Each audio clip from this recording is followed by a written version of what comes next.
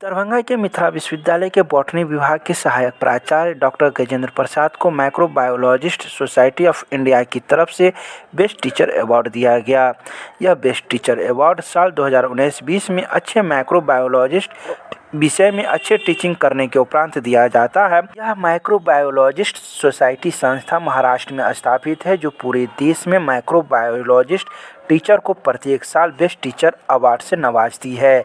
इसी संदर्भ में मिथिला विश्वविद्यालय के बॉटनी विभाग के सहायक प्राचार्य डॉक्टर गजेंद्र प्रसाद को भी बिहार स्तर पर बेस्ट टीचर अवार्ड से संस्था के अध्यक्ष डॉक्टर A.M. देशमुख के द्वारा प्रशस्ति पत्र प्रदान से नवाजा है।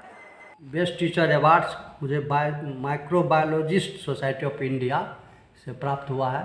इसमें माइक्रोबायोलॉजी जो टीचर पूरे बिहार में अच्छा पढ़ाए थे, उसमें सिलेक्शन के अनुसार एकेडमिक करियर पर मुझे मिला है।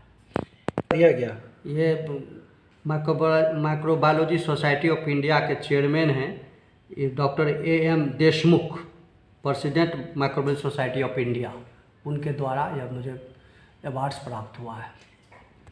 इस रूरल एरिया में रहते हुए हम लोग बहुत अच्छा माइक्रोबायोलॉजी को आगे बढ़ा रहे हैं।